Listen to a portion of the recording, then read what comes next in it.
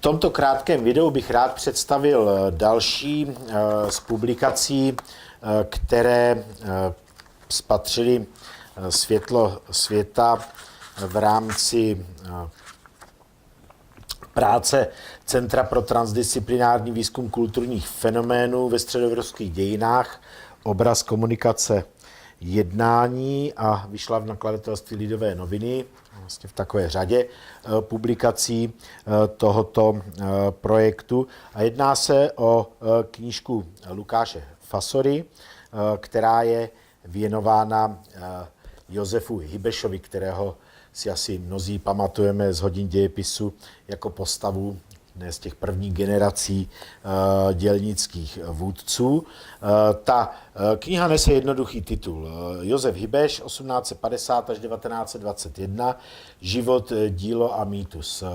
Ale právě u toho podtitulu bychom se mohli zastavit, protože nejedná se v žádném případě o klasickou biografii a život a dílo jsou tady vlastně zmíněna spíše v kontrapozici právě k tomu, co je hlavním tématem té knihy, a to je vlastně ten hybešovský mýtus. Jedná se tedy spíše o biografii druhého života, nebo mohli bychom říci spíše druhých životů Josefa Hybeše, tak, jak se vlastně utvářely v období 20. století.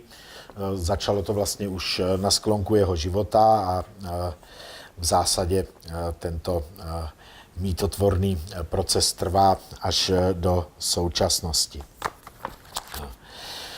Mohu-li představit krátce strukturu té publikace, Lukáš Fasora se vlastním takovým životopisným přehledem zabývá v kapitole Kdo to byl Josef Hybeš.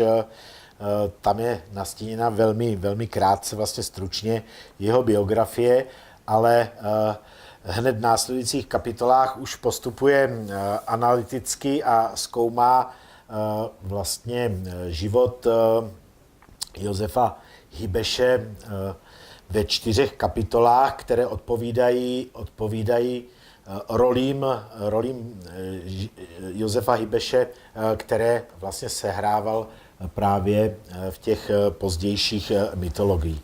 A Fasora zde vlastně rozčleňuje teda 4 tyto role. Ta první je tkadlec, tedy vlastně Josef Hybeš jako obyčejný proletář. V té druhé roli se nám Josef Hybeš představuje jako lidumil, ve třetí jako internacionalista a ve čtvrté coby tedy postava revolucionáře. V dalších kapitolách se autor zabývá periodizací Hybešova mýtu. Tam je velmi zajímavé, že vlastně ten obraz Josefa Hybeše a celý ten hybešovský mýtus prožíval své vrcholy a různé krize, období úpadku, kdy se to jméno Josefa Hybeše dostávalo jaksi na okraj pozornosti a poté se zase vracelo. Samozřejmě to mělo své politické souvislosti, ale i souvislosti, řekněme, společenské. Hybešův život je pochopitelně svázán tedy také s konkrétními regiony. Hybeš se narodil na Pardubicku, působil ve Vídni a potom je vlastně spjat především s Brnem nebo Brněnskem, včetně vlastně oblasti například Rosicko-Slavanských dolů, a analýze těchto teritoriálních vazeb zase v souvislosti s Hybešovým mýtem se autor věnuje také vlastně v samostatné kapitole, podobně jako analýze vlastně proměn struktur toho mýtu.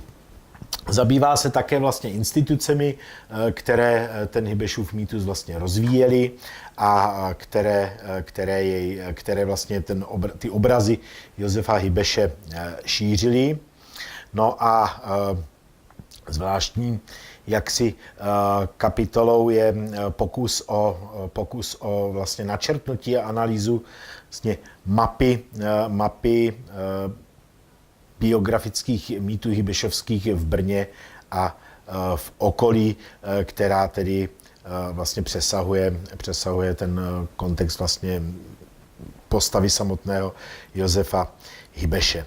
A knížka čítá něco přes 220 stran, je vybavena i barevnými obrázky a já bych si na závěr dovolil odcitovat vlastně krátkou pasáž ze závěru té knížky. V nekrologu Brněnské městské rady byl Josef Hybeš charakterizován jako všeobecně oblíbený a vážený zdejší občan. Bez pochyby šlo o muže, který se již za života stal v regionálním měřítku legendou, která neměla nepřátel. Mnozí v Brně, Rosicích, Blansku i jinde měli Hybeše upřímně a nezištně rádi. V nekrolozích se opakovaně objevoval motiv muže se zlatým srdcem, apoštola nového učení a nového světa. Hybeš byl přirovnáván ke Lvu Nikolajeviči Tolstému s jeho osobitou cestou k novému lidství. Bylo by s podivem, kdyby se v dobovém ideovém a politickém vření právě na Hybeše neupnula pozornost ideologů a propagandistů, kteří se jeho prostřednictvím snažili nalézt cestu k poptávce masy po obrodě. A při liknavosti či přímo ostudném nezájmu konkurence není překvapením, že se s největší rázností své šance chopili komunisté i bez Hybešovy podpory z posledních let života se stylizující do role nové, mladé, obrodné síly s ambicí uzdravit celou společnost. Poptávka publika po ozdravení společnosti se ovšem s nabídkou komunistů vždy kryla jen částečně a právě imaginace svázaná s Hybešovým mýtem, tedy představa o člověku ukazujícím cestu k novému lidství, tuto skutečnost manifestovala nadmíru dobře. V imaginaci publika se udržovala jedna podoba mýtu a v práci komunistických žurnalistů, propagandistů a historiků podoba druhá. Částečně se překrývaly, dílčím způsobem se doplňovaly, ale také si protiřečily. Takže tolik jenom krátká ukázka z textu a